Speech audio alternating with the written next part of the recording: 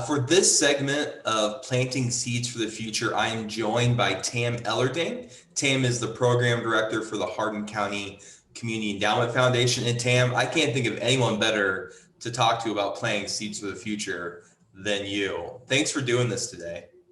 My pleasure, Joe. Well, just to kick us off, if I'm coming to Hardin County for the day, where are you going to take me before I go home that night? Oh boy, there's lots of places we can go. We have Pine Lake State Park, that's wonderful, and some great trails around that. And we have our Scenic City Boat Club in Iowa Falls, that's wonderful. And we have some great walking and biking trails around Iowa Falls. So lots of good things to do here. Yeah, for sure. So a lot of folks have probably seen through our communications that your foundation received quite a sizable gift from an estate from Evelyn and Eleanor Schiller. All said and told, it's probably going to be more than $5 million will come to the foundation for the Schiller Fund. Can you tell us a little bit about what is the Schiller Fund? What is it going to do for the future of the community? Well, the Schiller sisters had a tax problem in 2014, and they had some government bonds from their mother, and they went to their professional advisor, their attorney, and to their tax preparer and said, we don't want to pay Uncle Sam. We want to do something else with this money. And so they suggested that the girls talk to me, and they're in their 80s, late 80s, and they had $160,000. And so we started a field of interest fund. And so we were talking to them about how they would want that money spent, because they didn't want to have any decision making. They wanted our board to make those decisions. And so they came up with agriculture, arts and culture, community betterment, health and human services, and it was to be in the Iowa Falls, Alden area, because they were from Alden and they wanted the money to stay in the northern part of the county. So we started the Field of Interest Fund, and it was about $8,000 every year and just a very simple process. And then I knew Eleanor died, and then Evelyn died, and I got this call from the attorney and said, I need to see you. and he, at first said, oh, north of $2 million. And then that was in August, and I couldn't tell the board because he would not let me tell anybody. So we finally had the check presentation in December, and it was 4.25 million. So this is really awesome great for us, for our board to be able to allocate. And I've already, to date, I have 17 inquiries about the money.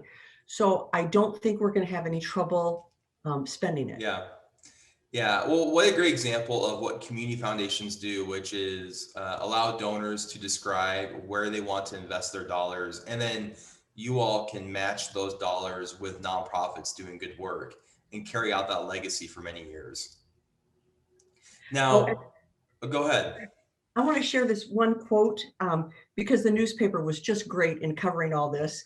And they said, it's hard to adequately convey the impact of such a quantity and how it will endure under the watchful eyes of HCCEF. So I feel that statement really shows some trust that people can have with their local foundation and to partner together for years to come. Yeah, most definitely. Now, a few times you've mentioned working with local professional advisors, like the attorney, the CPA was involved, their financial advisor is going to be the investment manager for this fund.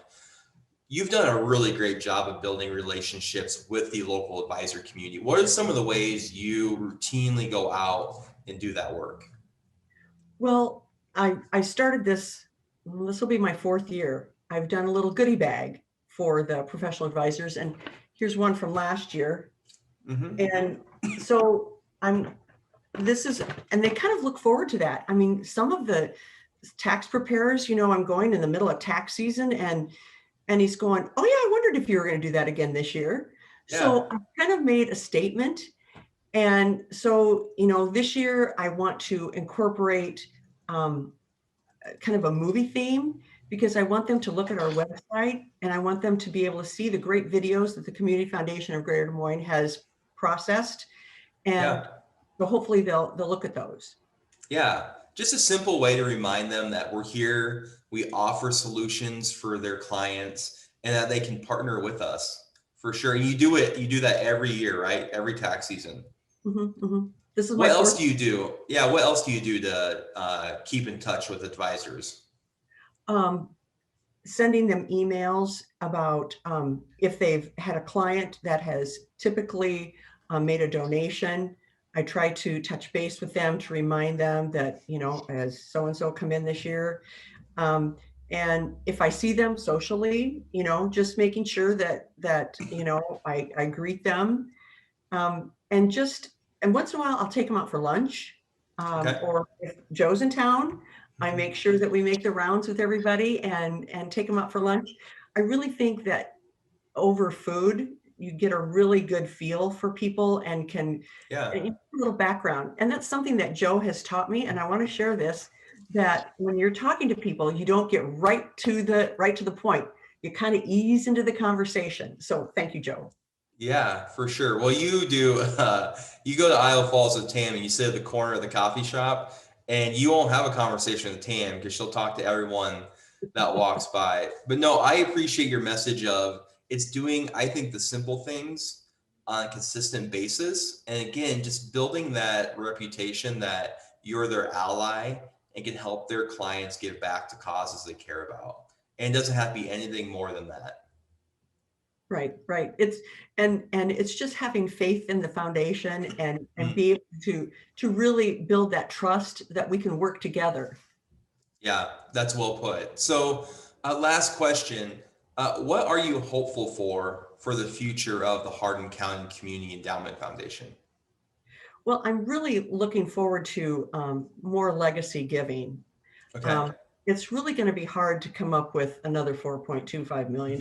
So this next year is going to be tough, but more legacy building, and I really appreciate our being affiliated with the Community Foundation of Greater Des Moines, and Joe and Rebecca do a great job of supporting and answering all my questions. And I think people know that it isn't necessarily the huge gifts that I get excited about, that I do Hmm. get excited about the small gifts. And so, I really want to see us, working together with our professional advisors and make sure that transfer of wealth comes through HCCEF.